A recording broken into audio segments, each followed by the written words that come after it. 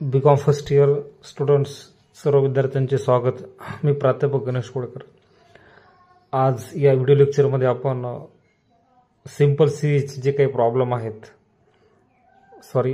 मीन कशा प्रकारे काढतात डिस्क्रीट सिरीजमध्ये आपण शिकत आहोत. तर हा दुसरा प्रॉब्लेम आपण सेम सिरीजचा घेणार आहोत. या ठिकाणी हा पहिला प्रॉब्लेम आपण मागील व्हिडिओ लेक्चरमध्ये पाहिला. तर आपण आज या व्हिडिओ लेक्चरमध्ये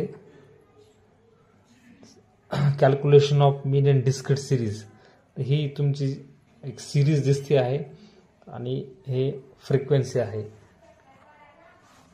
तर या ठिकाणी हे वेजेस आहेत आणि हे नंबर ऑफ वर्कर्स, म्हणजे याचा अर्थ आहे की डेली वेजेस, उदाहरणार्थ जसं की 20 असे आपल्याकडे मजूर आहेत ज्यांना 3 रुपये प्रति दिवस मजुरी मिळते. उदाहरणार्थ ह्या फ्रिक्वेन्सीचा हा अर्थ आहे. या ठिकाणी 7 मजूर असतात की त्यांना 7 रुपये डेली वेज मिळते. तर अशा प्रकारे हे सगळं आहे. 2 मजूर असतात की त्यांना 17 रुपये डेली वेज मिळते. हा प्रॉब्लेम आहे. तर डिस्क्रीट सिरीजचा प्रॉब्लेम आहे. डिस्क्रीट सिरीज म्हणजे या ठिकाणी एक सिंपल सिरीज असते आणि फ्रिक्वेन्सी असते. ठीक आहे, आता हे आपण प्रॉब्लेम सोडूयात. तर सर्वप्रथम आपण इथं dx घेऊ. ओके, ह्या सिरीजमधून कोणताही एक मधला मिडल मोस्ट व्हॅल्यू घ्यायचा शक्यतो आपण समजा एक 10 घेऊ. ओके, तर 10 घेतल्यानंतर आपण आपला जे पुढचं प्रक्रिया आपली आहे याच्यामध्ये आपण x मायनस dx करणार. तर हे संपूर्ण जी सिरीज आहे एक एक एक एक हे आपण 10 मधून वजा करणार. तर पहा 3 मधून 10 गेले -7, 7 मधून 10 गेले -3, त्यानंतर हे 9 मधून 10 गेले -1 राहिला. नेक्स्ट 10 मधून 10 गेले 0 राहिले. 13तून 10 गेले +3, हे +4 +6 आणि हे 6, म्हणजे 17तून 10 गेले 7 राहिले. ओके, त्याच्यानंतर आपण आता हे परत आपली स्टेप्स वाढणार. f फ्रिक्वेन्सी असल्यामुळे f आणि हा dx. ओके, तर हे संपूर्ण फ्रिक्वेन्सी एक एक आणि हे dxच्या व्हॅल्यूज यांचा गुणाकार करायचा. 20 × 7 हे -140, कारण गुणाकारामध्ये एक वजा असेल तर ते परत तिकडे असते आणि जर दोन्ही वजा वजा असतील तर वजा वजा अधिक गुणाकारामध्ये. या ठिकाणी सेम 7 ×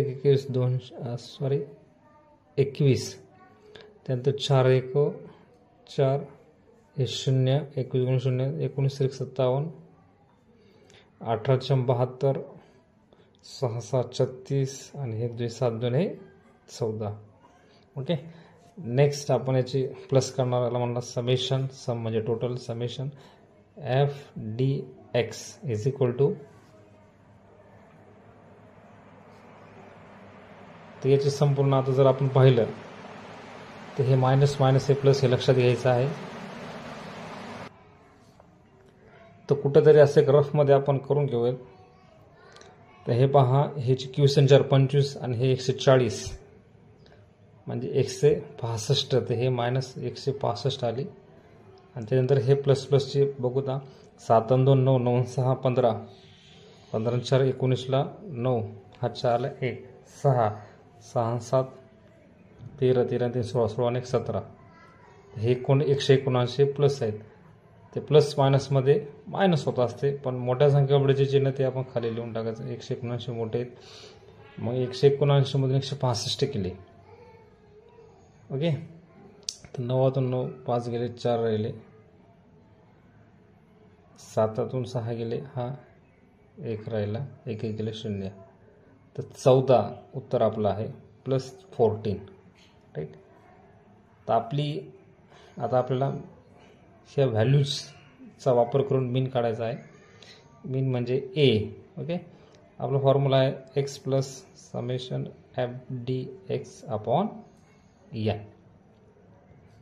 तर या ठिकाणी x म्हणजे हे dx किती आहे 10 प्लस f dx आपण काढत 14 हे, आणि n म्हणजे ह्या फ्रिक्वेन्सीचे टोटल.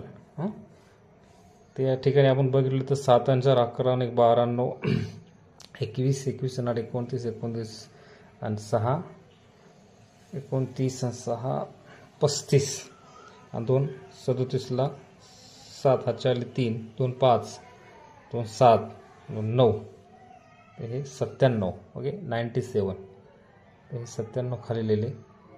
नेक्स्ट हे 10 जशास तसे. आता 14/97 याचा भागाकार आपल्याला बघायचा आहे. 14/97 जो काही याचा भागाकार येईल ओके 0 पॉईंट असं समथिंग काहीतरी समजा 7 वगैरे ओके तर हे याच्यात ॲड होणार. मग आपलं A = 10.07 वगैरे असं जे काही इनपुट येते हे आपलं आहे मीन. तर अशा प्रकारे ही जी काही 2 नंबरची सिरीज आहे डिस्क्रीट सिरीजचा हा दुसरा प्रॉब्लेम आहे. हा तुमचा प्रॉब्लेम ही सिरीज आणि हे फ्रिक्वेन्सी इथपर्यंत प्रॉब्लेम आणि हे उत्तर dx आपण ह्या सिरीजमधून घेतलं 10 आणि हे बाकी सगळे एक एक एक एक 10 मधून वजा केले. ते असं व्यवस्थित लिहिलं. त्यानंतर पुढचं जे स्टेप्स असते f(dx) हे f आणि हे dx याचा मल्टिप्लिकेशन हे त्याचे व्हॅल्यूज आल्या आणि हे टोटल f(dx) हे मायनस प्लस लक्षात घ्यायचं. आपण हे असं रफमध्ये करून घ्यायचं. 14 आलं. हा आपला फॉर्म्युला आहे A = x + summation f(dx) upon n. x म्हणजे हे dx हे 10 जसं दिसले f(dx) हे व्हॅल्यू 14 n म्हणजे हे फ्रिक्वेन्सीची टोटल ही 97 हे 10 जसं तसे याचा भागाकार हा आणि हे त्याचं उत्तर. तर हा अशा प्रकारे calculation of mean in the given discrete सिरीजचं हे 2 प्रॉब्लेम आपण पाहिले आहेत. त्यानंतरचे जे आपले व्हिडिओ लेक्चर असेल त्यामध्ये आपण जे आपली 3री सिरीज आहे कंटिन्यू सिरीज हिचे प्रॉब्लेम आपण शिकणार आहोत. थँक्यू.